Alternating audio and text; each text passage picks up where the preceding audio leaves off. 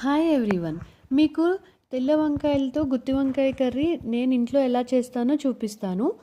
ముందుగా onions, tomatoes స్లైసెస్గా ఇట్లా cut చేసుకొని పక్కన పెట్టేసుకుంటున్నాను. తర్వాత వంకాయల్ని బాగా వాష్ చేసి ఇలా హాఫ్ వేగా 4 వేగా కట్ చేసుకొని ఇవి కూడా వాటర్లో వేసి పక్కన పెట్టుకున్నాను. తర్వాత ఒక ప్యాన్ తీసుకుని అందులో కొంచెం ఆయిల్ వేసి ఆనియన్స్ని బాగా కొంచెం రెడ్గా అయ్యేంత వరకు మగ్గించుకోవాలి. అలాగే మగ్గించుకుంటున్నాను. ఇందులోనే టమాటోస్, సాల్ట్ అయితే వేయలేదు. టమాటోస్, ఆనియన్స్ కొంచెం మగ్గేంత వరకు ఉంచుకుంటే బెటర్. ఇవి తీసేసి పక్కన పెట్టుకుంటున్నాను. అందులోనే పల్లీలు, ఒక చిన్న దాల్చిన చెక్క, 4 లవంగాలు వేసేసి వేయించుకుంటున్నా. అవి తీసి సపరేట్గా వేయించేసుకోవాలి. తర్వాత నువ్వులు, 2 స్పూన్స్ ఎండు కొబ్బరి పొడి వేయించుకుని పక్కన పెట్టుకున్నా. ఇందులోనే ధనియాలు, ఒక 4 స్పూన్స్ ధనియాలు కూడా వేయించేసుకొని పక్కన పెట్టుకోవాలి. ఇప్పుడు ఇవన్నీ వేయించుకున్నాక, సపరేట్గా వేయించుకున్నాం కదా, అన్నీ కలిపి మిక్సీ పట్టేసుకుందాము. ఈ మిక్సీలోనే, ఈ పౌడర్లోనే ఒక 5 to 6 వెల్లుల్లి రెబ్బలు, సాల్ట్ టేస్ట్కి సరిపడా, ఒక 2 స్పూన్స్ కారం వేసుకొని మళ్ళీ మిక్సీ పట్టి ఈ పౌడర్ని పక్కన పెట్టేసుకుంటున్నాను. తర్వాత ఆనియన్స్, టమాటోస్ పేస్ట్ చేసుకుందాము.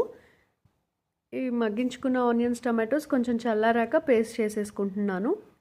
ఇది కూడా వాటర్ ఏం యాడ్ చేయలేదు ఇందులో, ఈ కన్సిస్టెన్సీ లాగా రావాలి.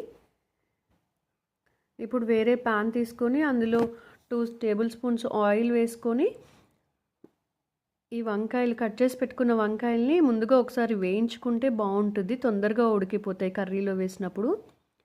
ఈ పేస్ట్, ఆనియన్ టమాటో పేస్ట్ ఉంది కదా, అందులోనే వేసేసుకొని కొద్దిసేపు ఒక 5 to 6 మినిట్స్ ఆయిల్ అంతా బయటకు తేలేంత వరకు స్టవ్ మీదే ఉంచేసేయండి.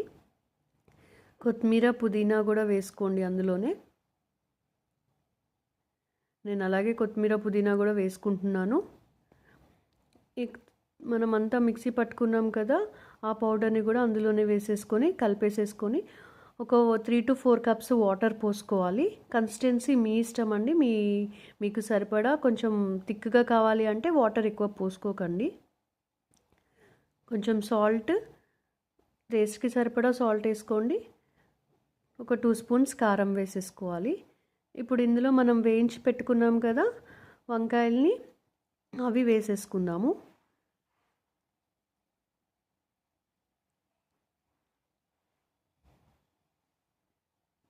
వేసేసుకున్నాక ఇలా 5 to 6 మినిట్స్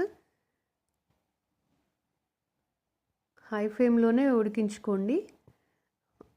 ఆయిల్ అంతా బయటకు తేలేంత వరకు ఉడికించుకోండి. లాస్ట్లో కొత్తిమీర, పుదీనా, కరివేపాకు, సన్నగా కట్ చేసి పెట్టుకున్న పచ్చిమిర్చి వేసి ఇంకొక 2 మినిట్స్ ఉంచుకోండి.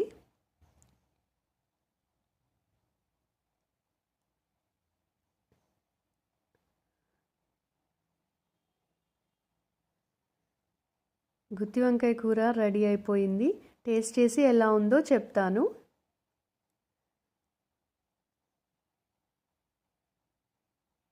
బగారా రైస్లోకి అయితే ఇది చాలా బాగుంటుంది. మీరు అలాగే ట్రై చేయండి. చాలా బాగుంది. Thank you for watching.